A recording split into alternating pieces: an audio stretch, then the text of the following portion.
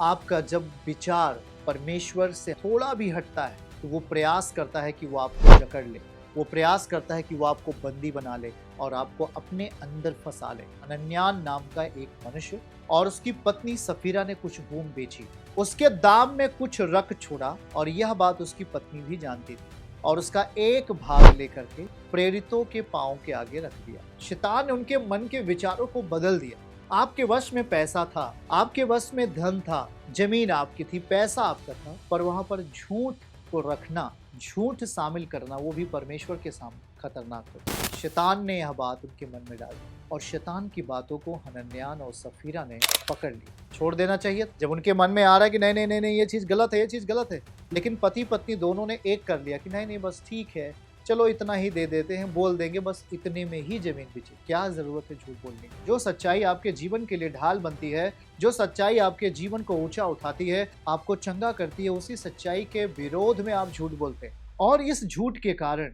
वचन में लिखा है कि पति पत्नी दोनों मर गए, क्योंकि उन्होंने पवित्र आत्मा से झूठ बोला, उन्होंने शैतान की बातों को अपनी जिंदगी में ले लिया, परमेश्वर की बातों पर ध्यान नहीं दिया। तो ऐसी होता है जब आप कोई महत्वपूर्ण काम करने जा रहे हैं, वो रोकेगा। इंसान प्रार्थना कर लेता है, इंसान चर्च आ जाता है, इंसान अब वचन को पढ़ने लगता है, इंसान सब कुछ करने लगता है, लेकिन जब इंसान अपनी जिंदगी से खुदा के लिए अर्पित करना हुआ, शैतान रुकावट बनता है। वो रुकावट बनेगा, क्योंकि बाइबल कहती है जो आप बोने वाले हो वही आप काटोगे। हनन्याह और सफीरा भी मन्नत को माने थे, लेकिन उनकी मन्नत अधूरी रही, उन्होंने अपनी मन्नत को पूरी नहीं किया। मतलब दुष्ट आत्मा उनको गलत काम करने के लिए उकसाती है, लेकिन आपको नहीं नहीं नहीं नहीं, मैं अब वही करूंगा जो परमेश्वर मुझे कह रहा है। तो जब आप उसे करते हैं, जब आप किसी चीज को कठिनाई के साथ बो रहे हैं, तो आप सरलता के साथ उसे काटेंगे।